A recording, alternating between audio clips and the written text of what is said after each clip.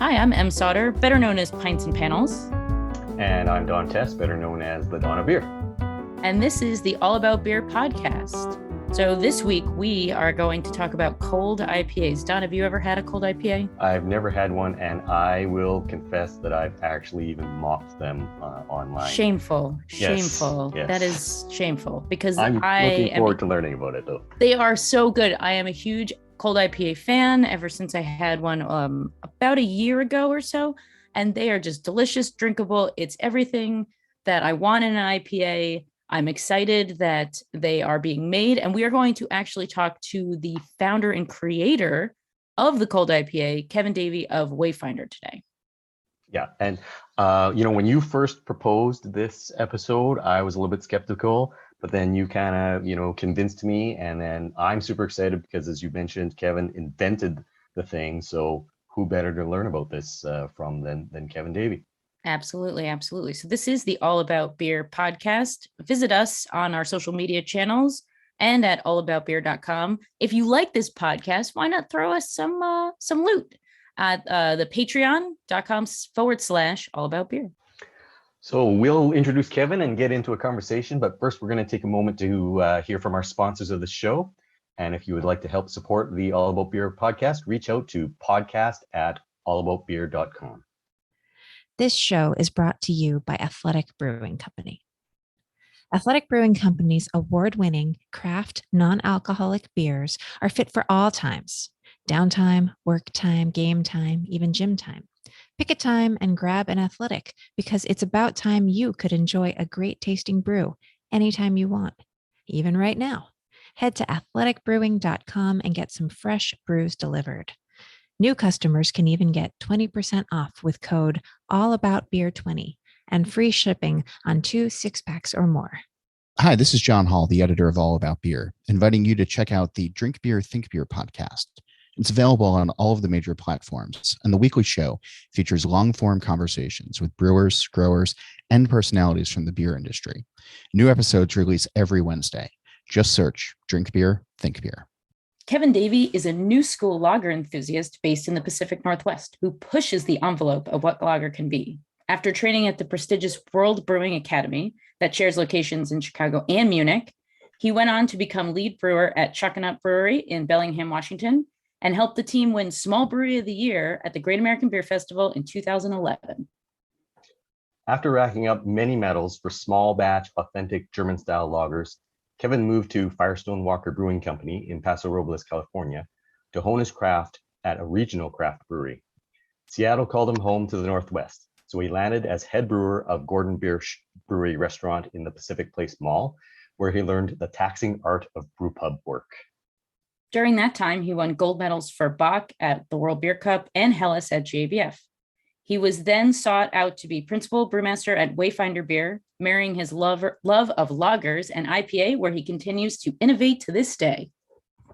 Kevin, welcome to the show. Yeah, thanks for having me, everyone. Yeah, it's really nice to chat with you. How are things in sunny Portland?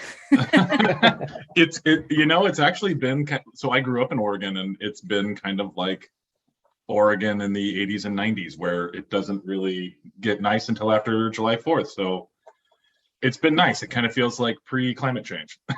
Oh, good. Well, that's nice. Yeah. Cool. Well, we have brought you here today because you, sir, are the inventor of the cold IPA. Is this correct? Do I have this right? Yeah, yes, for better or worse, I guess so. Like created a monster, I feel like. No. Don knows, and I think a lot of people know that I am a huge cold IPA enthusiast. I love it. I think it's the best new thing since the black IPA, or the NEPA, or any other IPA. I just like beer. So I wanted to, I guess, Don, have you ever had a cold IPA?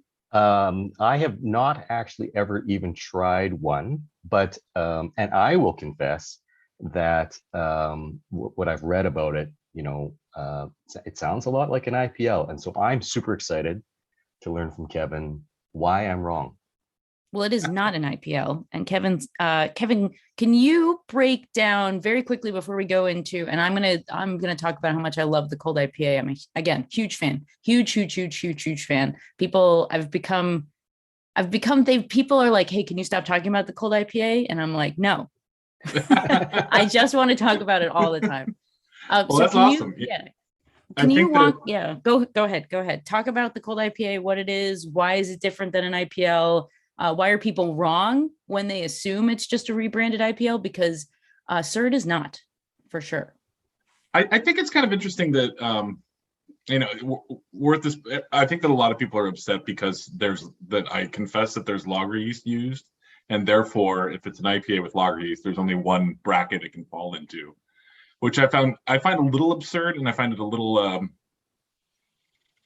narrow-minded, to be honest. Just because, I feel like in the ale categories of beers, you have such wide, why isn't New England IPA just India wheat ale? What's the difference? Exactly. Yeah. So and frankly, there was a lot of people saying this is just India wheat ale, or whatever that's going to be. I think that styles change, and it depends on who's making them and calling them what they are at the present moment. And right now in the world with social media and the internet age, like, things are changing more rapid than we're used to. And so the fact that a beer could come out, gain a little traction, then all of a sudden it's in everyone's, brew pubs across the nation, is cool, but it's also kind of alarming for a lot of people because they're not ready for change. And I think that's kind of true with a lot of things, I guess. But the thing is, a cold, like I have a small rant, and then we'll talk about what a cold IPA is. And I know Don is curious about that, and a lot of people are. You can make a blonde ale can be made with lager yeast, but still called an ale. A Baltic porter is usually a lager. And a porter is an ale. A tropical stout is warm fermented lager yeast. So who cares is my is my thought. So how it presents is really how we're talking about it. If when we made cold IPA and we set it down in front of somebody, I can say this, I'm going to let the cat out of the bag. All our IPAs are made with lager yeast, not just the cold IPA. What? And you heard it here first, everybody. Other than our hazy IPA, which we actually get yeast from Great Notion, or we buy some dry yeast for that. But all the other IPAs, we've always used lager yeast. We just never told anyone, and no one's noticed, and no one's like, well, hey, Kevin, this West Coast IPA drinks a lot more like an IPL. Why aren't you calling it IPL? Wow, breaking news. Because it doesn't matter. Yeah, frankly, it's so fascinating. Cool. And I love. Yeah. I'm also going to say that although I'm saying that out loud, there's a lot of other breweries who do this, and they just don't say it out loud. So, and that goes with lagers that are made with ale yeast. Beer on a professional level, and I think that it's hard because brewers have this public trust, and styles can be kind of monolithic, and we want people to think about them as a certain way. But how we get to our finish line can be different, honestly. I know of some regional, speaking of wheat ale or something like that, I know of a regional wheat ale here in the Northwest that isn't Widmer, but I like how you had to be like, that's not Widmer. Because I was like, are we talking about Widmer? That's made with lager yeast, and they've just always said, it's a Hefeweizen. Does it? How you get there, and also my personal opinion is that if it's presenting a certain way, you don't need to look under the skirt and see how it's made. Right. This to me is ale. It looks like ale, smells like it. It's presenting as an ale. Just go with it and quit trying to put it into a bucket.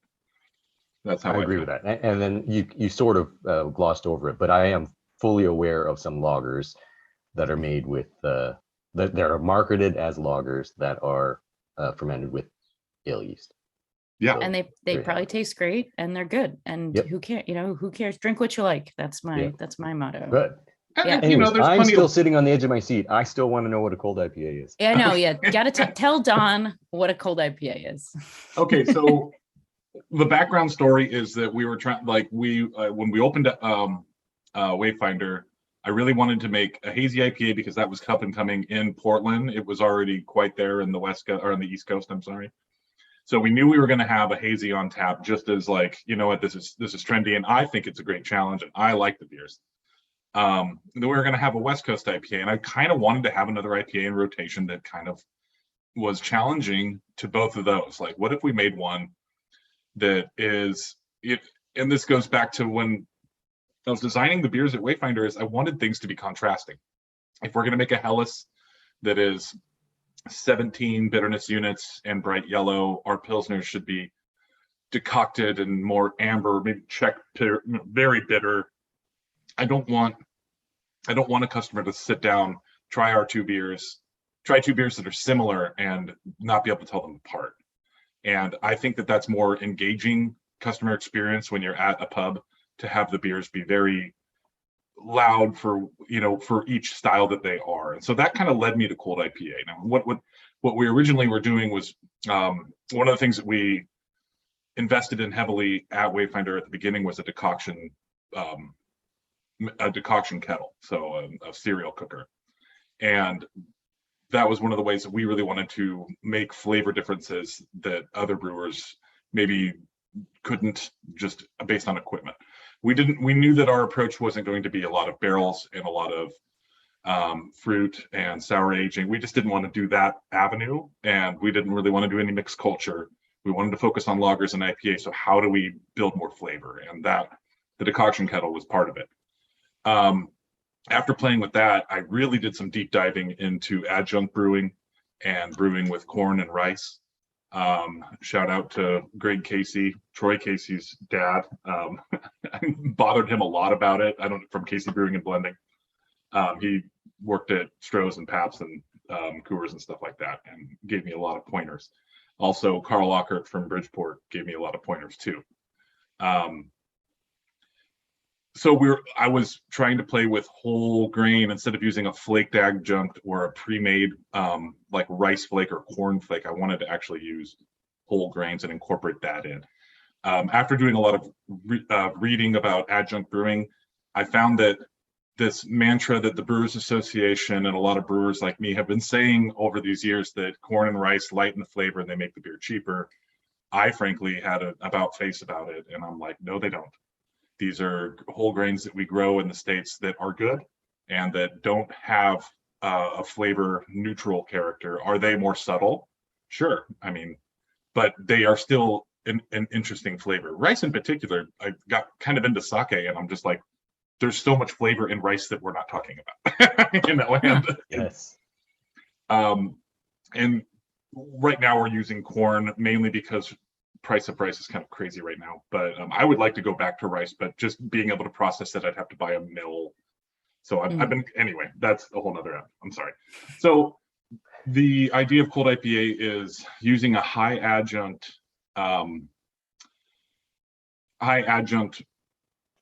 grist base. So whether it's corn or rice, we're going between 25 and 30% of our total grist base being that, and then balancing that with this high protein American barley.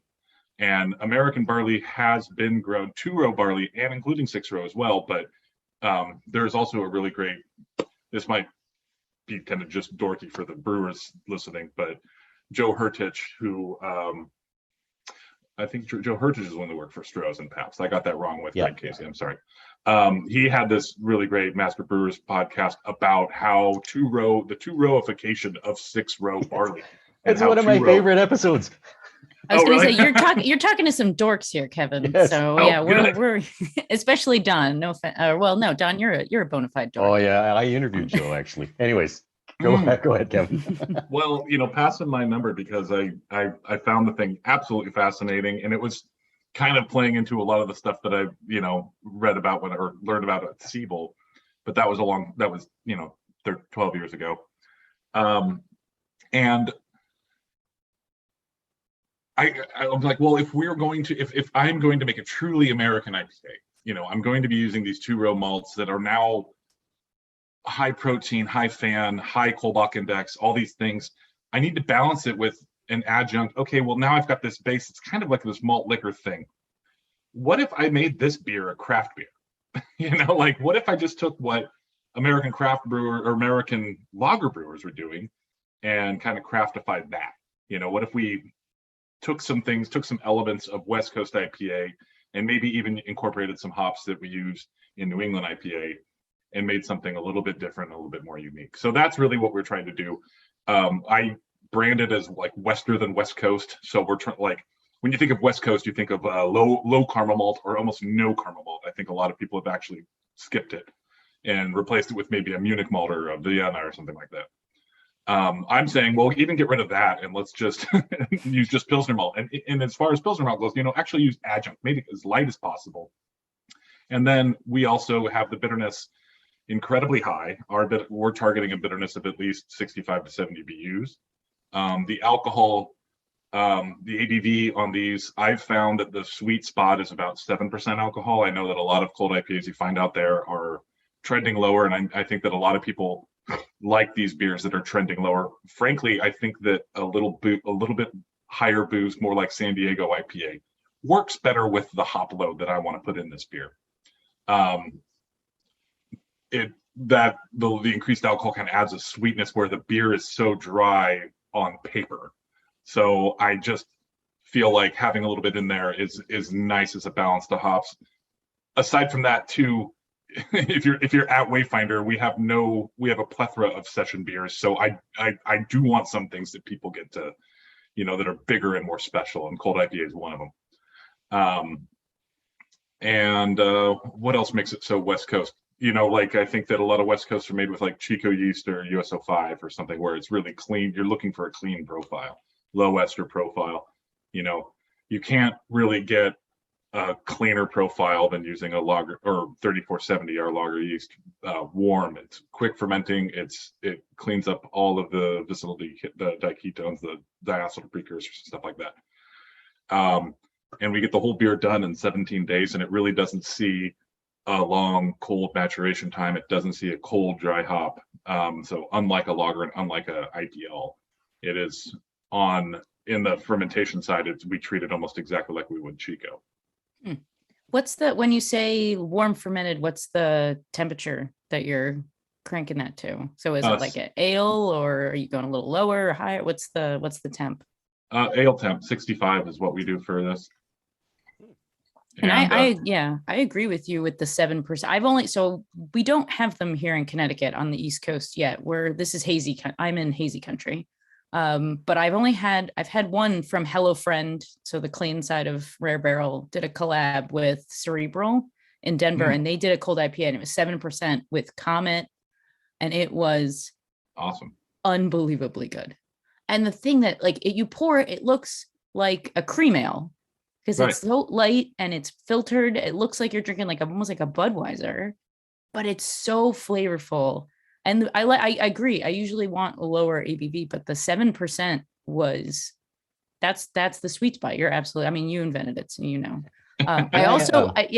We tried lower, and the other thing about it is it's actually really high apparent degree of fermentation. So we're getting 83 to 85% ADF on these beers, and a lot of that is, you know, when we were doing this 2018 was kind of like high level hop creep times, and we were having to deal with hop creep. And so one of my ways was, let's just dry hop it toward the end of fermentation and let it creep as much as it wants. We'll get it super dry, and we'll design the beer to be dry, you know. That's really high. That's very dry.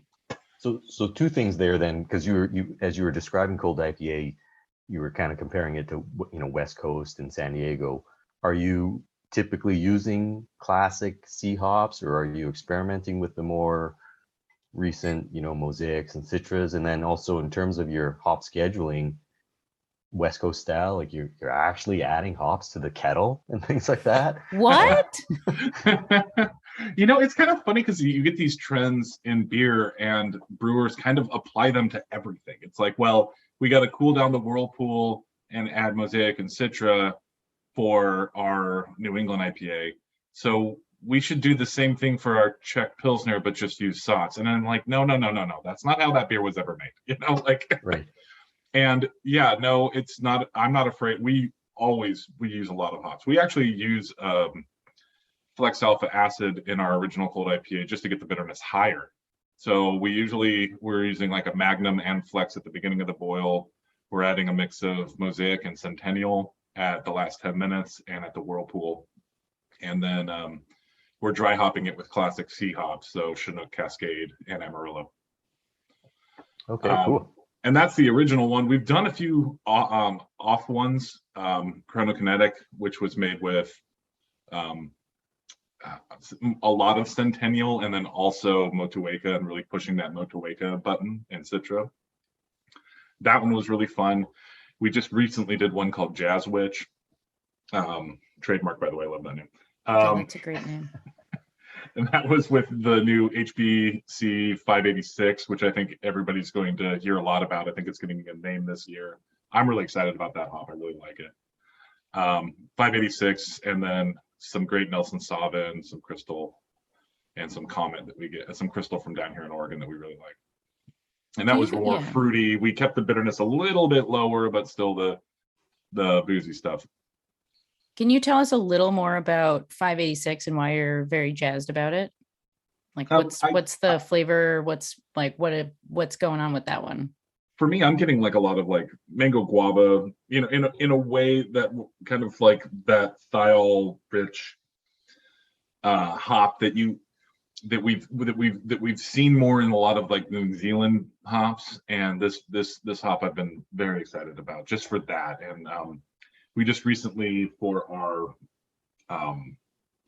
5-year anniversary beer, we did a collab with Firestone. And nice. We used a little 586 in this double dry hop cold IPA. It'll be coming out in a couple weeks. Ooh. Yeah. Yeah. I don't know how anyone's going to get their hands on it because I don't do the sales, but we'll figure it out. You let me know, and maybe some of it will go to Tabor. But so we were doing actually dip hopping on that one too. So we were using 586 and fermenting on top of that hop, and trying a couple of different techniques that Sam and I from Firestone were talking about back and forth. But yeah, I think that as far as having survivables from the beginning of fermentation and even in hot side, I think 586 has a lot of potential there. So I've only played with it once or twice though, so it'd be better. I'm also more, 70% of what we do is lagers, so I can't really be the authority on the newest hops. You know what you like, and you're excited about it, and that's all that matters, really. So, and if you're into it, then all the other people in the beer world are going to be excited about it. So I'm always excited when new hops come out. What about you, Don? I would say it depends on the hop. I think sometimes people are inventing new hops just for the sake of inventing new hops. So 586 sounds pretty cool. It does sound. I'll look for it. Yeah. So let's take a short break and hear from this episode's sponsors, and then we'll come back and talk about the reception of cold IPA, because I want to know what people say to you about cold IPA, because I bet it's interesting. This show is brought to you by Athletic Brewing Company. Athletic Brewing Company's award-winning craft non-alcoholic beers are fit for all times: downtime, work time, game time, even gym time. Pick a time and grab an Athletic, because it's about time you could enjoy a great tasting brew anytime you want, even right now. Head to athleticbrewing.com and get some fresh brews delivered. New customers can even get 20% off with code ALLABOUTBEER20 and free shipping on 2 6-packs or more. Hi, this is John Hall, the editor of All About Beer, inviting you to check out the Drink Beer, Think Beer podcast. It's available on all of the major platforms, and the weekly show features long-form conversations with brewers, growers, and personalities from the beer industry. New episodes release every Wednesday. Just search Drink Beer, Think Beer. And we're back with Kevin Davey of Wayfinder Beer. So yeah, before we went to commercial, Em mentioned let's talk about how the public reception has been of cold IPA. It's actually been really interesting, because I feel like that scene in Anchorman, well that that happened real quick, or whatever it was, like At one point, people are like, "Oh, this is kind of a cool thing. Maybe we should make it." We tried something, and then all of a sudden, it's like everyone's made it, and like half people hate me for it, and half people don't. It's like, what? Like, why does it matter? I just kind of like made up a beer and called it cold IPA, and everybody's got their underwear in a bunch about it. I understand that like that it can be a little challenging to make a beer with lager yeast, and that people want to call it IPL. It's just IPL. I've had a lot of people come up and just tell me that, I'm a butthead for making an IPL and and just rebranding it. And I'm like, you know what? If at the end of the day you just rebrand your IPL as cold IPA, I think you're wrong. But hey, I did you a favor, right? Because your IPL is probably not selling very well because nobody likes IPL. Not that nobody likes it. Nobody likes IPL. I stand with nobody likes IPL. I really love the article that you wrote in the New School Beer blog about what a cold IPA is and the differences between a cold IPA and and an IPL, because you really show that they're different. I get a lot of pushback when I talk about cold IPA on my website, Pints and Panels. So I created a visual cue. And yeah, they're very similar, but there are differences. I think that I also I'm going to go on a small side rant. Right. Who cares what it's called? What is cold IPA? That doesn't mean, what is a West Coast IPA? If I'm a casual drinker, that doesn't mean anything to me. What's a New England IPA? I don't know what that means. I just know it's an IPA and I want to drink it. So if something is given to me that's called a cold IPA, that sounds delicious. Please give me one. So. Well, can I ask Kevin actually about that? Like, where did the name, how did you think of that name? Particularly when, as you say, you fermented it at an ale temperature. So where does cold IPA come from? It seems a bit iconoclastic, right? Like, yeah. Well, I mean, this comes all back to big beer. It was kind of like a nudge to adjunct brewing, like cold filtered, bold flavored. I was just riffing on a lot of those terms that the big brewers use to describe their beers that craft brewers never use. Like, I don't know. Triple hops brewed. Like, yeah, some of that stuff. Yeah, it's a little ridiculous. And you need to have a label that changes color when you put the can in the ice. Yeah, that sounds outrageously expensive, but that sounds I think that's kind of, I don't know. I'm some of that stupid marketing I think is kind of fun. When the jazz witch plays her saxophone, your beer is ready to drink. Well, I mean, that's the other thing that like a lot of our branding and a lot of the stuff that we're doing at Wayfinder. When we started Wayfinder, it was like my refrain from lager brewing is always like, and I think it's great that a lot of people do the whole like the Lederhosen and the Oompa music and the pretzels and the everything's super German, but we never wanted to do that. We wanted to make, our goal was to like, hey, let's make lager beers the way that German brewers make them, but let's just make them cool and fun so that it can be more approachable. And that's, make beer fun has kind of been a lot of our marketing motif. Like we have a Pilsner called Party Time Pilsner. It's an authentic Bavarian style Pilsner, but maybe partying will help, like maybe it's just time to party. Like, I don't know. It's easier for me to consume that kind of marketing, and it's just a little tongue in cheek. It's just a little cheeky. I think it's great. Cold IPA also, for me, if you're not if you're a BJCP judge, I think immediately you're like, cold, what? No, ale, cold, contrasting doesn't make sense, but if you're just a casual IPA drinker and you walk into a bar and you're like, I'll get the cold IPA, and then a yellow fizzy hop forward beer gets in front of your face, it all makes sense, and that's who I'm selling the beer to. Do the customers like what are your casual drinkers at? And I will say, shout out to the Wayfinder pub if you find yourself in Portland, Oregon, I highly recommend to visit. One of the best tasting rooms I've experienced, great food. And I'm not just saying that because you're our guest. I had a wonderful, slightly tipsy time there a couple years ago, and I very much enjoyed myself. It was the first time I ever had a Czech dark lager. Was your beer. Nice. Yeah, and I was so excited about it. It was so, so good. And then now I see them everywhere and it's wonderful. So it's a great place to drink. So what are those people that are just coming in, beer lovers, casual drinkers, coming to your restaurant, bring their family, or if you're not 20, are you 21? And Oregon has weird laws. Yeah, no, we're everybody's welcome. We have Okay, like a good. wine list, and we've got cocktails, and we've got cookies on the dessert menu. You know, bring your grandma. We don't care. Great, wonderful. What is grandma thinking about the cold IPA? Like, are they the casual drinkers? What do they think about the beer? You know what? I don't really. I don't know. I would like to say that like I got my finger on the pulse of some of the casual beer drinkers, but I feel kind of isolated as a brewer, you know, and I need to probably go sit at the bar and go, what do you think of this thing? You know, but I'm sure I mean, if it's selling, then people are liking it. That's right. And if other people are making it, then you're doing something right.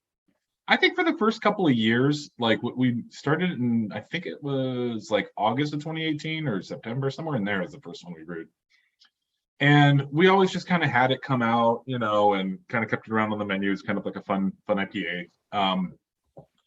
And around 2020 is really when it started taking off. And I think that now, like when I look at the sales, we see our hazy IPA, our hazy IPA at the pub is easily our number one seller for the most part. But nowadays the cold IPA is beating it sometimes. And I'm like, hey, it's got enough word out there. People know that we're the ones who made it. And we've got a lot of tourists that just come in and want to try it and are usually really pleased with it. Yeah, I wanted to ask actually kind of the opposite of M's question. Like, what do the beer geeks think? And when you become known as the inventor of a beer style, do beer geeks actually make an effort to come to Wayfinder and say, I want to go there and have the original cold IPA? I've had a lot of beer geeks come and do that, and usually pretty happy with it. But I definitely have a lot of my brewer friends who, you know, kind of give me shit about it. They're just like, oh yeah, you think you're so fucking special. It's like, okay, well, no, I'm not, you know, I don't know. But you've invented a beer style. I am really special. You know, like it was just like I just made a beer that I called cold IPA, and then everybody else started trying to make something. What really happened is we made cold IPA, and then people started making beer called cold IPA, but I kind of think that they were kind of screwing it up. And so, like, you know, because a lot of people were dry hopping it, they were just kind of rebranding a IPL, and I'm like, well, no, it's not a rebranded IPL, it's something different. But the idea was to get, if like there are some things in cold IPA, we don't dry hop cold, and we don't long cold age, and all of that's, you know, it isn't a dry hopped Pilsner. And I think a lot of brewers were just like, well, this is just a dry hop Pilsner. I'm like, no, it's not. Like, for one thing, it's not all Pilsner malt. For another thing, it's not really like lagered. We turn around this beer in 17 days, which is pretty conservative for an ale. Like, we could probably cut that down, but we don't like working weekends, so we're still a small team. But I guess to my point is, I was just kind of afraid that like everybody would make these things and then it would kind of get trashed. Like the beer style would, you know, everyone would start hating on it. And I feel I reached out to Kim from Social Kitchen. That he's the guy who did the brewed IPA and everything like that, and he's a friend of mine. And I was just like, I called him up. I'm like, hey, did when you came up with brewed IPA, did you have like this idea of what it was? And he's like, yeah. And then everybody tried to copy it, and he's like, yeah. And I'm like, and did everybody like not follow what you said to do? And he's like, well, yes. And then was there a lot of bad versions of it that went out there? And he's like, everybody knows that. Well, I don't want that to happen. So I kind of went on this like crusade where I did a bunch of podcasts, and mainly just podcasts, to be honest. You do a really great job on your website where you almost have like BJCP style guidelines. Oh yeah, I'm sorry. I also made a lot of memes. It's such a great. You're very good at being like, this is how you make it. It was really helpful for myself doing visual beer education to be like, oh wow, there are guidelines that I can follow, because people are like, well, what's the difference?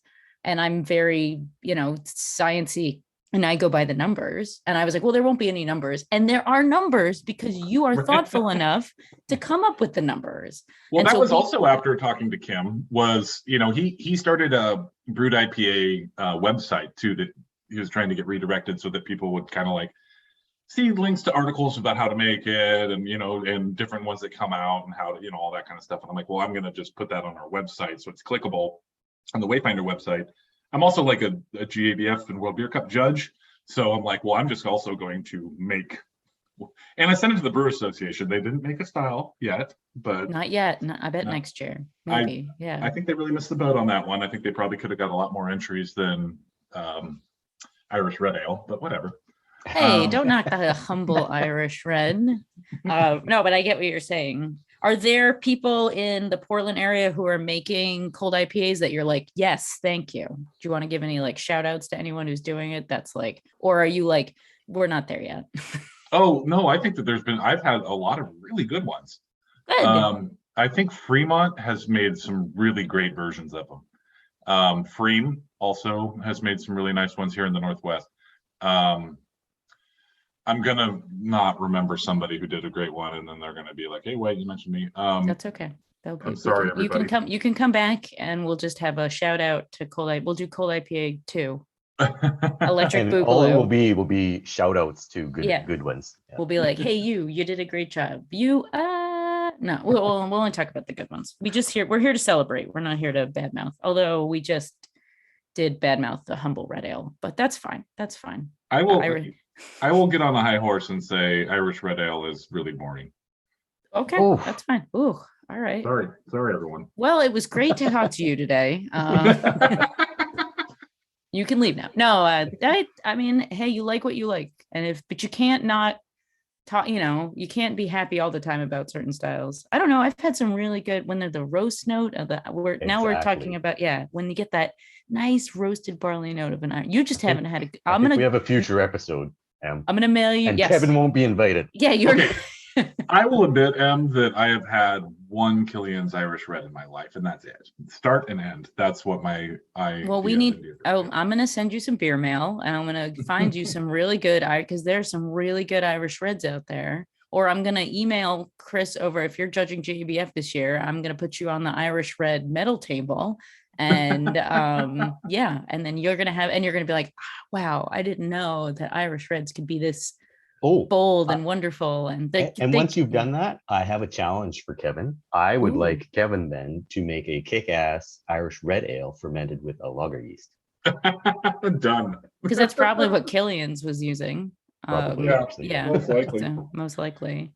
But yeah, that's it's just I'm so glad that we got to talk today, because it's really interesting to talk to someone who's invented a style that I really do believe has great staying power in the beer world. I liked what John Palmer wrote an article about it, and he described it as a West Coast cream ale. Right. And did you agree with that sentiment or? Yeah, to a degree. I think so. I mean, you could kind of do those you could kind of bucket any beer like that, right? And I think John's, for one thing, I'm honored because when I started homebrewing, I read How to Brew by John Palmer, and I was just like, okay, well, now this guy's writing about this beer I made up, and that's hilarious. But so shout out to John if he's listening. But hi, John. He'll listen. He'll listen sooner or later. I think you kind of isn't California Common just American hopped Märzen? Can't you just kind of do that with almost any style? Yeah. Isn't it a little bit of this and that? Sure. Yeah, it is. And that's not a bad thing. It's just that we're only I'm working with malt and hops here. You know what I mean? Unlike a lot of beer styles that have come out that are, using salt and fruit and spices and stuff like that. Chicken, I don't know. Who knows? You can brew with any. Yeah, you could brew with anything nowadays. I think that a lot of craft brewers and craft beer enthusiasts, drinkers, and stuff like that. There's been so much of, let's put donuts and mash. Let's do that. The innovation has been a lot of flavors that aren't beer flavors. And cold IPA is the most beer flavored beer. You know, it is adjuncts and lager malt and, you know, a lot of hops, and that's it. And it's kind of bulletproof, you know. It really makes the American Pilsner malt shine when you add that much adjunct on top, and then it just, everything ferments pretty cleanly. And I find them really, I feel they're repeatable. People can have them again, they can try different things on them, and I think that I would agree with you that I think it has some staying power. I hope it has some staying power. I'm a huge fan. I say it's everything the IPL isn't, because IPLs are so, and you write about this in the New School Beer blog, where it's just, they're kind of either too grassy because the lager can't help the hops, or they're just kind of one note, and they're not as drinkable as they could be. I'm sure there are good IPLs out there. I'm not trying to bag on the IPL, but the cold IPA makes it's the evolution of the style of the IPL. And that's very, very exciting to see in 2022, even though, I know that the style's a few years old, but seeing the beer, you know, we're working with a little bit limited ingredients, and you're making something new. And it's very, very exciting. It makes the evolution of beer more thrilling. So I wanted to thank you for the cold IPA. You're very welcome. I think it is kind of, if you want to marry styles on cold IPA, it's kind of a marrying of IPL and brewed IPA, to be honest. Like, brewed IPA, well, when was that? 2015, 2016, 2017, somewhere in there. And, you know, I had that in mind when we were doing this, like, what would be our answer to brewed IPA? Because I don't want to use an ale, and I don't want to use exogenous enzymes. I didn't want to make it the way that Kim did, but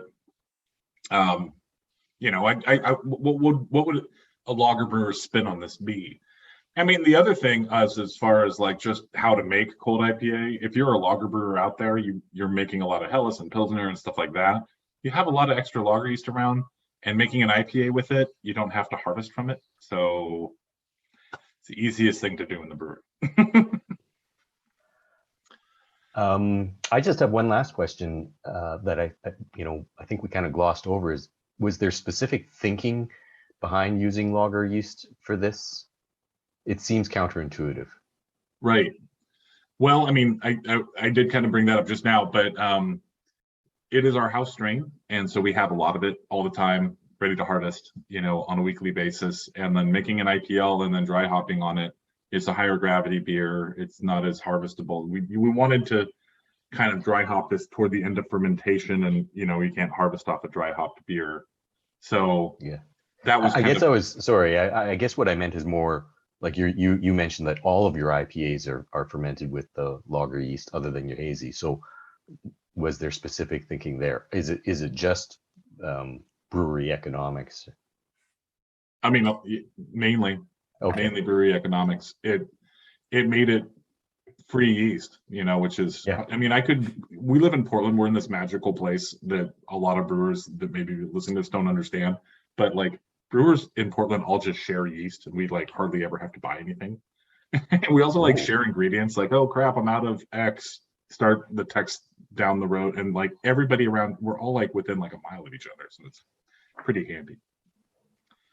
Cool. So yeah, I could go bug Breakside or a few other places to get Chico yeast, and we tried that. But I think that my big thing with cold IPA is I wanted to make something that tasted very different than Chico beers, because it has become so ubiquitous here in the Northwest. So Don, do you want a cold IPA now? I do. I very much so, and particularly I'm excited. I'm very, very excited by the way, Kevin, you thought about the high protein, high diastatic power, 6-row-ish, 2-row barley, and built a beer from ingredients up. I love it. I'm super excited to try one. Thanks. Yeah, I mean, we try to do that with all of the beers. Yeah. The other thing about Wayfinder is we're a small 10-barrel system, and we don't have a silo, so we have different base malt for almost all of our beers. And that was always something that we really wanted to focus on, was using different ingredients. I mean, it's not as efficient. Once you get a base malt in a silo, you can really hone in your brewing practice to where you have like the best efficiencies. But, you know, for us, we wanted to have different flavor profiles was more important to us than being the most efficient brewer in the world. So our like Helles is made with Barca Pilsner. Our Czech Pilsner is made with Bohemian Pilsner. The cold IPAs are made with a Great Western Superior Pilsner.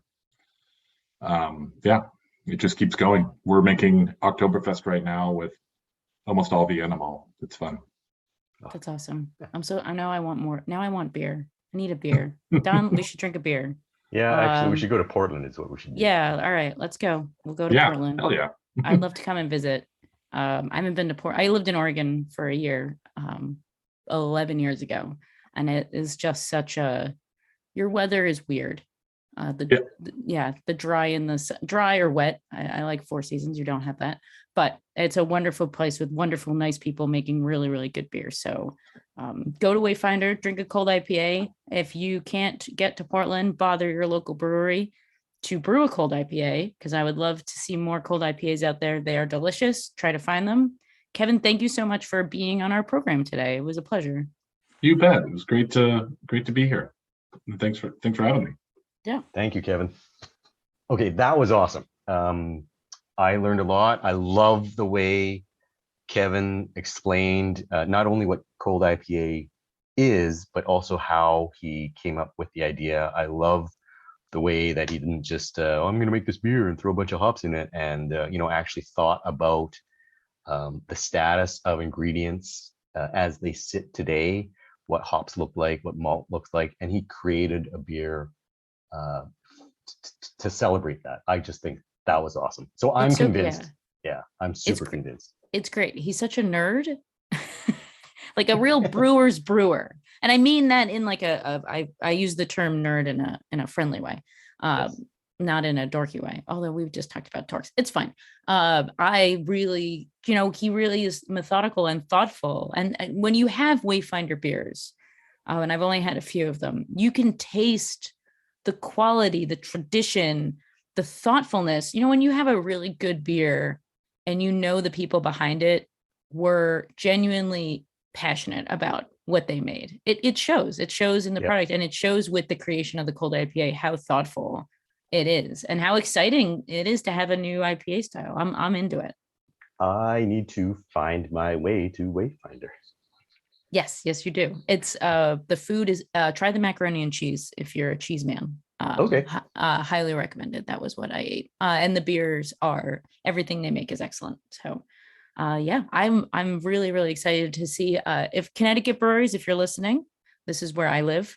Please make a cold IPA. I love them. I think they're wonderful. And I think your customers will love them too. The end.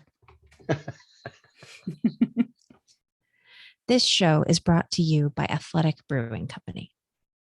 Athletic Brewing Company's award-winning craft non-alcoholic beers are fit for all times: downtime, work time, game time, even gym time. Pick a time and grab an Athletic, because it's about time you could enjoy a great tasting brew anytime you want, even right now. Head to athleticbrewing.com and get some fresh brews delivered. New customers can even get 20% off with code AllaboutBeer20 and free shipping on 2 6-packs or more.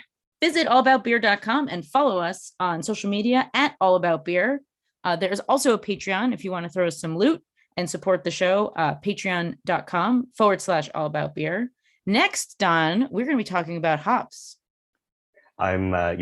What, is there really anything to talk about hops? I don't think Just so. kidding, It'll be like a 2-minute. We'll be like, it's a plant. It used to be a salad green back in the day. Sure, whatever. But and super teaser, we got 2 really amazing guests lined up. So this is very, awesome. very excited. So but let's not tell anybody who we're not going to tell it. No, it's a secret.